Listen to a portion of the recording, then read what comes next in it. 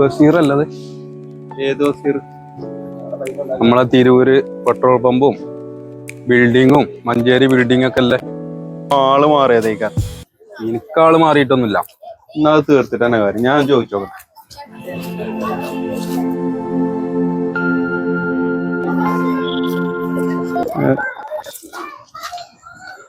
എടാ നിങ്ങള് ബഷീർ അല്ലേ?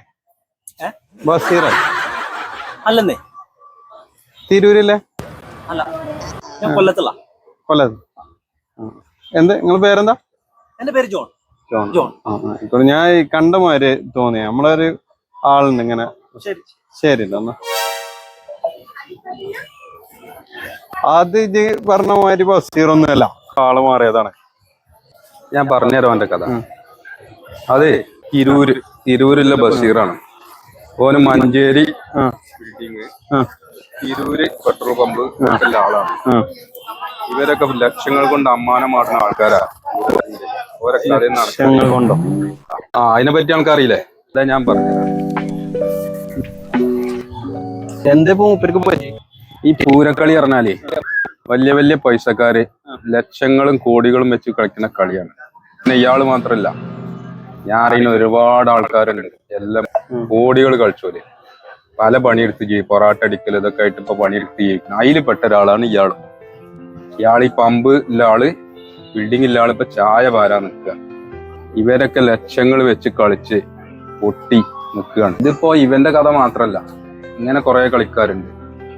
ചെമ്മാട് അബു, കൊണ്ടോട്ടി അസറഫ്, പുളിക്കല സാബു, ഇവരൊക്കെ പൂരത്തിങ്കില് ലക്ഷങ്ങൾ കോടികൾ വെച്ച് കളിച്ച ആൾക്കാരാണ്.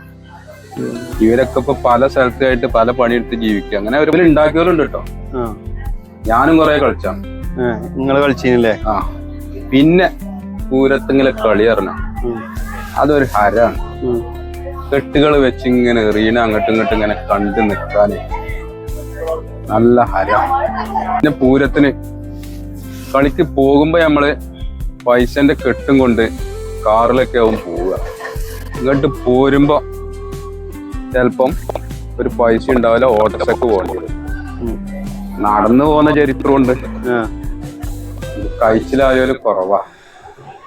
അതൊക്കെ ഒരു കാരണം. എനിക്കിപ്പോ എന്റെ തടി തന്നെ ബാക്കിയായി കിട്ടിയ വലിയ ഭാഗ്യം. പോന്നാജി അതാ നമുക്ക് പിന്നെയും പറയാം.